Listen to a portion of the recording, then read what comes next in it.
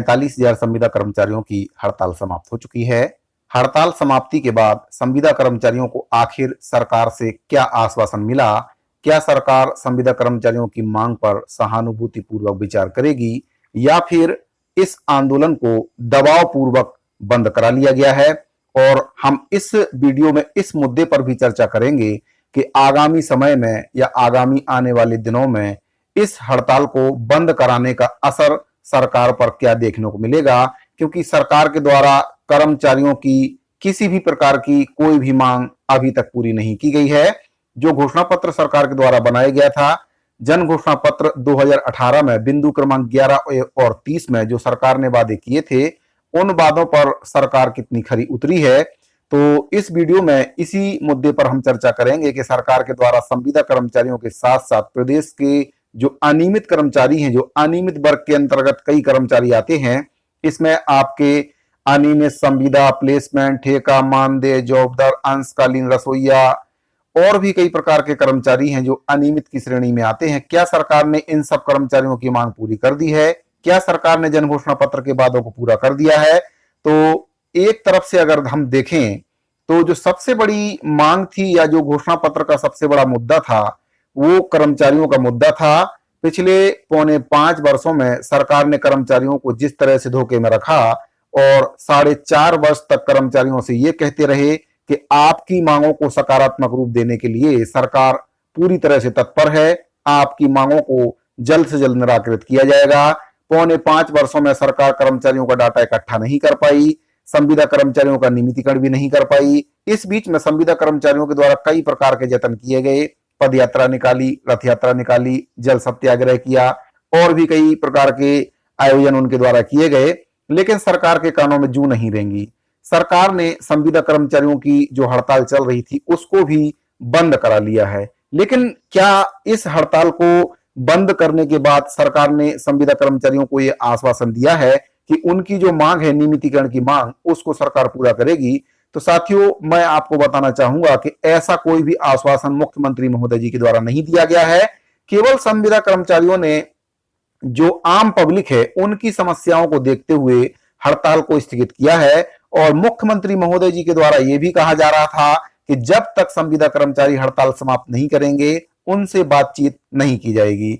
तो संविदा कर्मचारियों ने माननीय मुख्यमंत्री महोदय जी की बात को माना और हड़ताल को समाप्त कर लिया। इसके बाद संविदा कर्मचारियों की जो मुलाकात है मुख्यमंत्री महोदय जी से हुई भी, लेकिन मुलाकात में क्या निष्कर्ष निकला?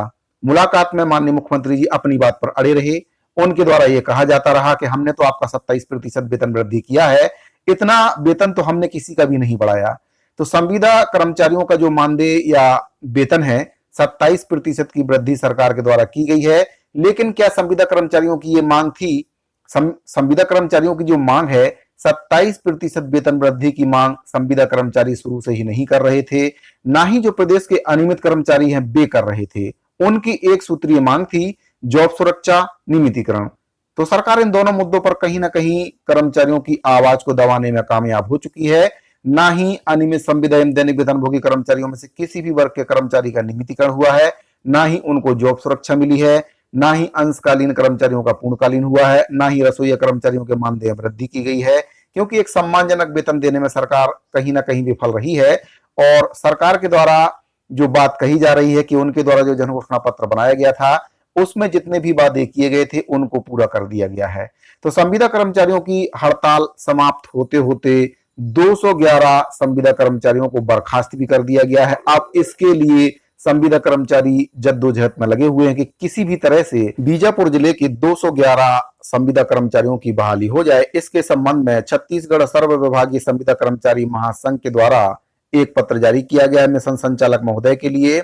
इसमें जो विषय है, जिला बीजापुर के स्वास्थ्य विभाग के एनएचएम के 211 संविदा कर्मचारी अधिकारियों की बहाली के संबंध में यह पत्र जारी किया गया है और निवेदन किया गया है कि जो 211 संविदा कर्मचारी हैं उनको तत्काल विभाग में बहाल किया जाए, उनकी ज्वाइनिंग ली जाए, क्योंकि जो विभाग प्रमुख हैं उनके द्वारा उन कर्मचारियों की ज्वाइनिंग नहीं ली जा रही है।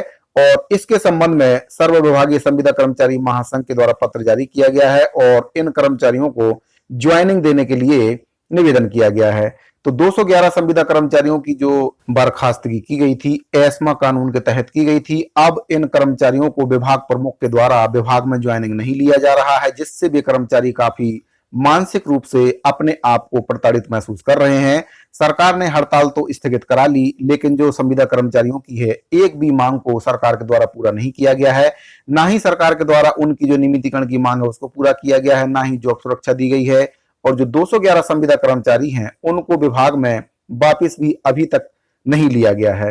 अब वे ज्वाइनिंग के लिए भटक रहे हैं और विभाग प्रमुखों के द्वारा उनको ज्वाइनिंग नहीं लिया जा रहा है। इसके संबंध में अब सर्व विभागीय संविदा कर्मचारी महासंघ के द्वारा पत्र जारी कर निवेदन किया गया है कि उनको ज्वाइनिंग ली जाए। तो साथियों, सरकार कहीं ना कहीं अनियमित संविदा और दैनिक वेतनभोगी कर्मचारियों की नियमितीकरण की मांग को पूरा करने में पूरी तरह से फेल साबित हुई है।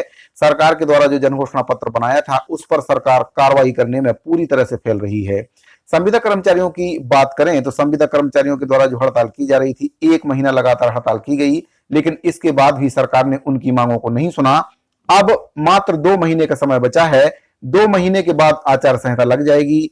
संविदा कर्मचारियों के द्वारा ऐसी उम्मीद जताई जा रही है कि माननीय मुख्यमंत्री महोदय 15 अगस्त पर अनियमित संविदा और दैनिक वेतनभोगी कर्मचारियों को कोई सौगात दे सकते हैं, लेकिन इसकी आशंका बहुत ही कम है, क्योंकि अगर सौगात देनी होती तो अनुपूरक बजट में उसका प्रावधान किया जाता। और मुख्यमंत्री महोदय जी इस मूड में नजर भी नहीं आ रहे हैं कि वे कर्मचारियों को किसी प्रकार की सौगात दें। अब 15 अगस्त पर देखना है कि माननीय मुख्यमंत्री जी क्या करते हैं। वैसे उम्मीद बहुत ही कम है कि किसी भी कर्मचारी वर्ग को अब मुख्यमंत्री जी से कोई सौगात मिले। साथ ही इस पूरे मैटर पर आपकी क्या राय है कमेंट बॉक्स में जरूर बताइए। मिलते हैं अगली वीडियो में, तब तक के लिए दीजिए इजाजत। धन्यवाद।